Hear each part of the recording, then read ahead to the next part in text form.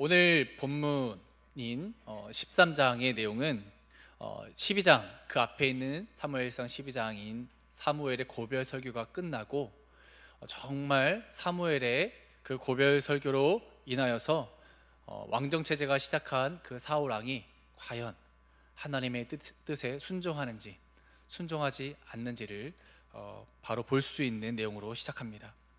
사무엘상 13장을 크게 세 부분으로 나눌 수 있습니다. 첫 번째는 1절에서 7절까지의 말씀이고요. 사울 왕이 블레셋을 쳐서 전쟁을 시작하고 왜 그 전쟁을 시작했는지에 대한 내용을 다루고 있습니다. 두 번째 부분은 8절에서 15절 전반부까지입니다. 이 부분은 이 블레셋과의 전쟁을 치르기에 앞서 병사들이, 특히 사무엘이 뽑은 병사들이 두려워 떨어서 도망가게 되고, 이를 해결하기 위하여 나름대로 자신의 방법으로 그 해결책을 취한 것이 바로 왕임에도 불구하고 제사장이 아님에도 불구하고 사무엘이 오지 않았는데 결국엔 자기가 제사를 지내고 하나님이 그거에 대해서 결국에는 그의 왕위를 폐위하겠다고 예언하시는 장면이 나옵니다. 그리고 15절 후반부부터 23절까지는 이 블레셋과 이스라엘이 이 전쟁 상황 가운데 대치하고 있는데, 특별히 블레셋의 상황과 이스라엘의 경제적 군사적 상황을 비교하면서 이스라엘이 어떤 상황에 처해 있는지를 좀 보여주는 데 초점을 맞추고 있습니다. 그래서 오늘 우리는 특별히 이 세 부분 중에서 첫 번째 부분인 1절에서 7절의 말씀을 중심으로 사무엘상 13장의 내용을 함께 바라보려 합니다. 오늘 1절의 말씀을 한번 보면요, 사울이 왕이 될 때에 40세라 그가 이스라엘을 다스린 지 2년에 라고 합니다. 여기에서 우리가 좀 주목해 볼 단어는 바로 그가 왕이 된 다음에 2년이 되었다라고 하는 부분입니다. 여기서 그가 왕이 되었고 왕이 되어서 2년이 되었다라고 하는 이 2년을 강조한 이유는 무엇이냐면, 만으로 그가 통치한 지 2년이 되었다는 것을 말하는 것이 아닙니다. 이 당시 고대 사회에 이스라엘이 사용하던 달력은 종교력이었습니다. 이스라엘의 종교력이었고, 이스라엘에게 있어서의 새해는 니산월이었습니다. 그러니까 새해 첫 해 시작은 니산월이었고, 그래서 만 1년이 되지 않더라도 니산월을 지나면 1년 혹은 2년까지도 왕의 재위 기간을 치기도 했습니다.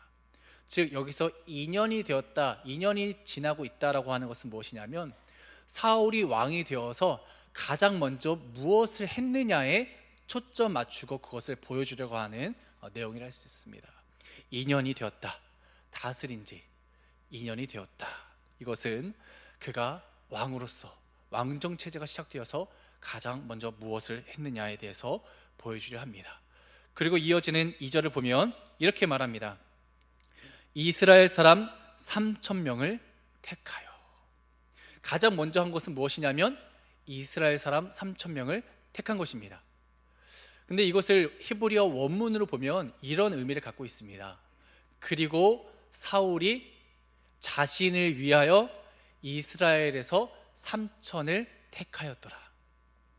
여기에 그 히브리어의 위하여라고 하는 이 자신을 위하여라고 하는 이 내용이 오늘 우리가 보는 개역 개정에는 빠져 있는데, 철저하게 사울이 이스라엘로부터 3,000명을 택한 것은 자신을 위하여 택하였다고 합니다.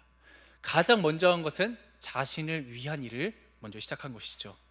그리고 이어지는 그 중에서 2,000명과 1,000명을 각각 나눕니다.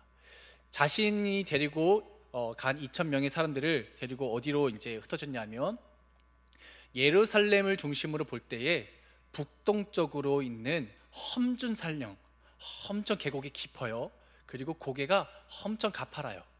그래서 그곳을 믹마스라고 하는 건데, 믹마스라고 하는 그 이름 뜻 자체가 은밀한 곳, 은폐된 장소라는 의미를 갖고 있습니다. 즉 뭐냐면 군사적 요충지예요. 숨을 수 있고요, 언제든지 게릴라 작전을 펼칠 수 있는 곳입니다. 그래서 사울이 생각할 때에 이 믹마스에 가서 블레셋을 기습 공격하기에 가장 좋은 곳을 택한 것이죠. 그리고 이 믹마스에서 왼쪽 동쪽으로 서쪽으로 조금 가면요 5km 정도 떨어진 곳에 베델이 있습니다. 그런데 오늘 2절 보니까 베델이라 하지 않고 베델산이라고 합니다. 왜냐하면요 이 산으로서는 무슨 의미를 갖고 있냐면 여기 또한 군사적 요충지예요. 베델산은 약 해발 950m 정도 된다고 합니다. 굉장히 높은 산이죠. 그래서 그 높은 산에서 아래를 바라보면서 보는 것이죠. 우리도 그 6.25 전쟁 펼칠 때에 제 동생이 1사단이라고 하는 곳에서 이제 군생활을 했습니다. 남성분들은 1사단이면 이제 우리가 백골부대 잘 아실 수 있습니다. 여기 가장 유명한 전투가 뭐냐면 백마고지 전투였어요. 그 지역에서 가장 높은 산을 차지하기 위해서 엄청 치열한 전투가 벌어졌고 그곳에서 많은 사람들이 죽었습니다. 그 높은 산을 차지하면 그만큼 유리한 전쟁의 상황이 되기 때문에 그 고지를 점령하려고 한 것이죠. 그만큼 이 사울은 자신을 위하여 3,000명을 뽑았고 그 다음에 가장 먼저 한 것은 군사적 힘을 키우는 것에 포커스를 맞춘 것이었습니다. 그리고 나머지 1,000명은 자신의 통치의 근거지가 되는 자신의 고향 베냐민 기브아로 우리 자신의 아들인 요나단을 보내게 된 것이죠. 여기에서 이제 사울이 가장 먼저 한 이 2절의 내용, 자기 자신을 위하여 군사적 힘을 강화시킨 것을 보여주고 있습니다. 그렇다면 우리는 여기에서 질문을 해볼 필요가 있습니다. 왜 그는 가장 먼저 전쟁을 시작하려 했을까요? 왜 그는 가장 먼저 군사적 요충지에 진을 치고 블레셋을 치려 하였을까요? 이것은 이스라엘과 블레셋 사이에 아주 오랫동안 있는 이러한 싸움의 관계, 그리고 그 땅을 차지하기 위해서 치르는 관계 가운데 있기 때문에 그렇습니다. 아브라함이 이전에 가나안 땅에 들어왔을 때도 아비멜렉 왕과 어려움을 겪었을 때도 그러한 그 민족의 시작점이 바로 이 블레셋이라 합니다. 또한 이 블레셋은 바로 목사님께서도 일전에 말씀하신 적이 있었는데 그리스와 터키 사이에 있는 미케네 에게해 문명에서 해양 민족으로서 이주해 온 자들이었습니다. 그래서 이스라엘 땅의 해변가에 위치해서 그들의 힘을 키웠던 자들이었습니다. 그래서 이들은 항상 그 땅을 차지하고 가장 좋은 곳을 자신의 근거지로 삼기 위해 노력했습니다. 해안가 사니까 어떻게 해요? 내륙으로 더 오고 싶죠. 그러니까 내륙에는 또 이스라엘이 지금 살고 있어요. 그래서 끊임없이 영토 싸움을 벌였습니다. 그러나 문제는 무엇이었냐면 이 블레셋 사람들은요 이스라엘보다 더 앞선 문명을 갖고 있었습니다. 그것은 바로 철이었습니다. 이스라엘은 아직까지도 이 청동기에서 철기로 넘어가는 과정 가운데 있었는데 이 블레셋 사람들은 해상 무역 즉 해안가에 있으니까 어때요? 배를 쓰기가 쉬웠습니다. 그래서 그 그리스로부터 발달되어 있는 그 문명을 쉽게 더 가져올 수 있었어요. 그래서 철을 들여왔고 철을 가공하는 기술을 가지고 있었습니다. 그래서 칼도 날카롭고 창도 날카롭고 그리고 병거도 만들 수 있었고 마병도 키울 수 있었습니다. 이처럼 이 블레셋이라고 하는 이 나라는요 객관적 전력으로 보면 이스라엘 싸움을 걸면 안 됩니다. 그만큼 앞선 객관적 전력을 갖고 있는 민족이었습니다. 그런데 이 블레셋 사람들이 이미 이스라엘 땅 곳곳에 진을 치고 수비대로 갖고 있었는데 항상 좋은 땅은 블레셋이 막 차지하려고 하니까 이스라엘 백성들이 얼마나 원망과 원성이 높았겠어요. 사실은 저는 이 말씀을 묵상하면서 그런 생각을 해봤습니다. 왜 이스라엘은 왕이 필요했을까? 왜 이스라엘은 왕을 달라고 하나님께 요구했을까? 적어도 이 블레셋이라고 하는 이름이 성경에 350번 정도 나온다고 해요. 그만큼 이 이스라엘 사람들에게 그렇게 힘들게 만들고 그렇게 이들에게 어렵게 만들었던 민족이기 때문에 이들을 쳐서 굴복시키고 이들을 몰아만 낼 수 있다면 그보다 더 좋을 게 어디 있겠습니까? 근데 보아하니까 블레셋이 그렇게 강성해질 수 있었던 것은 왕이 있다는 것을 그들은 생각한 것이었습니다. 이스라엘 백성들은 자신과 블레셋을 비교할 때에 왕이 있고 없고의 차이가 있다는 것을 확인했을 것입니다. 군사력, 그 나라의 강성함, 마병과 병거, 철을 쓰면서 우리에겐 없고 그들에게 있는 것, 차이가 무엇일까? 강력한 왕의 힘이었다라고 생각했을 것입니다. 그랬을 때 왕을 요구했고, 사울은 가장 먼저 그가 할 것은 이스라엘 백성들로 하여금 자신이 왕으로서 내가 이 블레셋을 몰아낼 수 있는 힘 있는 사람이라는 것을 보여주고, 그것으로 말미암아 자신이 인정받고 왕으로서 높임받을 수 있는 기회라 삼았을 것이라 생각해 볼 수 있습니다. 이것이 단지 추측이 아닌 이유는요, 사무엘상 10장 8절을 보면 이런 내용이 나옵니다. 하나님의 영이 충만했던 사울이요, 예언도 하고 정말 하나님의 뜻을 행하는 일들을 사무엘상 10장에 막 보여주고 있어요. 그리고 사무엘상 이 10장 8절에 그 하나님의 영에 충만한 사울에게 가장 먼저 할 것은, 사무엘은 제사라고 말했습니다. 제사. 길갈로 가서 7일 동안 제사 드릴 준비를 하라고 했습니다. 특별히 번제와 화목제. 번제는 뭐냐 하면 제물을 태움으로 말미암아 그 제물이 내가 됨으로, 자신이 됨으로 인하여서 나를 온전히 태워 하나님께 헌신하겠다고 하는 헌신의 의미를 담고 있습니다. 나의 힘이 아닌 하나님의 힘으로 살겠습니다라고 고백하는 것이 번제입니다. 화목제는 하나님과 친밀한 관계, 하나님과 친밀한 은혜 가운데 살겠다고 고백하는 것이 화목제라 할 수 있습니다.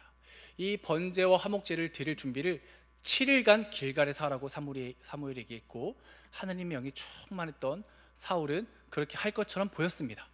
그리고 심지어는 하나님의 영이 충만했던 이 사울은 사무엘상 11장 보니까 암몬과의 전쟁에서도 승리했습니다. 그러나 그 앞에 있는 사무엘상 10장 26절에서 27절 보니까 이런 얘기가 나와요. 이 사울이 충만한 가운데에 자신의 고향인 기브아로 가고 있는데, 거기에서 불량배들을 만났대요. 어떤 불량배들을 만났는데 그들이 뭐라고 얘기하냐면, 나는 당신을 왕으로 인정하지 않습니다. 당신이 우리를 구원할 왕이라고 생각하지 않습니다. 우리의 이 어려운 이 민족적인 힘이 없고 연약함을 극복할 수 있는 왕이라고 여기지 않습니다. 그래서 나는 당신을 멸시하고 당신에게 왕에게 드려야 할 마땅한 예물을 바치지 않겠습니다라고 말하는 장면이 나와요. 그리고 거기에 대한 반응으로 사울이 이렇게 기록되었습니다. 그는 잠잠하였더라. 그는 잠잠하였더라. 저는 이것을 생각해 봤어요. 왜 잠잠했을까? 싸우지 않기 위해서 참은 것인가? 아니면 정말 그들의 말에 아무런 상관없이 그는 그냥 넘길 수 있었던 것인가? 적어도 이 사무엘상을 기록한 저자라면 이 지점을 통하여 무언가를 말하고 싶었던 것이라 저는 생각해 보았습니다. 적어도 이 어떤 불량배다라고 하는 것은 하나님을 경외하지 않고 하나님을 예배하지 아니하며 하나님의 영에 충만한 사울을 그냥 별로 중요하게 여기지 않는 이스라엘 사람이었을 것입니다. 그들에게 필요한 것은 이 블레셋을 쳐서 멸하고 진멸시키고 우리에게 좋은 땅과 좋은 먹거리와 좋은 삶을 제공해 줄 수 있는 왕을 원했던 자들이라 할 수 있습니다. 그러나 그들의 눈에 볼 때에 사울은 턱없이 부족한 왕이었습니다. 군사를 동원할 수 있는 힘도 부족해 보였고요. 더군다나 지파를 통일시켜서 지파를 하나로 딱 모으려면 아주 유력한 지파 출신이어야 되는데 가장 약한 베냐민 출신입니다. 더군다나 그는 농사꾼이었습니다. 돈도 아주 많지도 않았습니다. 이러한 여러 가지 조건들을 볼 때에 블레셋 왕과 자신들의 왕으로 세워지는 사울 왕과는 비교가 안 되는 세상적인 연약함의 조건을 가진 자가 사울이었습니다. 사울도 분명히 그것을 알았을 것입니다. 나 그런 사람 맞다. 하나님의 영이 충만할 때는요, 그것에 아랑곳하지 않습니다. 비아냥과 조롱에도 불구하고 하나님을 바라보고 있기 때문에, 하나님의 이름을 앞세우고 있기 때문에 절대 그것에 넘어지지 않습니다. 그러나 문제는 언제입니까? 충만하지 않을 때입니다. 하나님의 영에 사로잡히지 아니하고 하나님의 말씀이 들리지 아니하고 하나님께 제사를 드리지 아니하고 있을 때 내 마음에 내 열등함과 내 부족함이 보이고 사람들의 비아냥과 조소가 묵상되어지기 시작할 때가 바로 문제입니다. 그때 비로소 우리는 세상의 조건으로 우리를 채우기 위해 노력하는 시도를 하기 시작합니다. 기도로만은 안 돼. 예배로만은 안 돼. 번제와 화목제물로만은 안 돼. 그 다른 무언가가 필요하다는 것이 우리에게 조급하게 찾아올 수 있습니다. 사울은 그러한 가운데서 하나님의 영에 충만한 것으로는 안 된다 생각했을 것입니다. 사무엘의 목 놓아 외치는 피 섞인 그 고별 설교를 분명히 들었음에도 불구하고 너는 잠잠히 하나님을 왕으로 여기고 하나님의 명령에 순종하면 너의 왕위를 지킨다라고 약속하셨고 이스라엘을 승리 가운데 거하게 하신다고 말씀하셨음에도 불구하고 사울에게는 그것이 들리지 않았던 것이 분명합니다. 그렇기 때문에 그는 길갈로 내려가서 제사를 준비하지 아니했고 그는 오히려 믹마스와 베델산으로 군사들을 데리고 갔습니다. 전쟁을 먼저 시작한 것입니다. 블레셋을 침으로 자신의 왕권을 강화시키기로 결단한 것입니다. 누굴 위하여요? 자신을 위하여. 자신을 위하여 시작한 전쟁, 하나님이 그것을 가만히 두십니다. 그러나 가만히 두신 것은 그가 잘못된 길로 가고 있다는 것을 보게 하시기 위함이었습니다. 결국에는 사울이 그렇게 시작했을 때에 그가 정예의 부대라고 모였던 3,000명 중 2,000명과 함께 갔는데 그 블레셋의 병거가 3만이고 그리고 그 마병이 그 6,000명이나 되는 것을 보면서 기겁을 합니다. 수풀과 굴과 그 작은 바위를 찾아다니고 심지어는 집결지인 길갈을 지나쳐서 요단을 건너 갓과 다른 곳으로 떠납니다. 이 도망가는 이 병사들 나중에 600명만 남습니다. 실패한 거죠. 자신이 잘못한 거죠. 이랬을 때 사울이 해야 할 것은 회개였습니다. 내가 나를 위하여 시작한 이것이 잘못된 것이었구나. 돌이켜서 사무엘을 통해서 말씀하셨던 말씀을 기억해냈어야 합니다. 돌이키고 회개하고 제사로 나갔어야 했습니다. 그러나 그는 잘못된 제사를 시작합니다. 하나님 앞에 엎드리고 하나님 앞에 회개하며 하나님, 당신이 내 삶의 전부이십니다.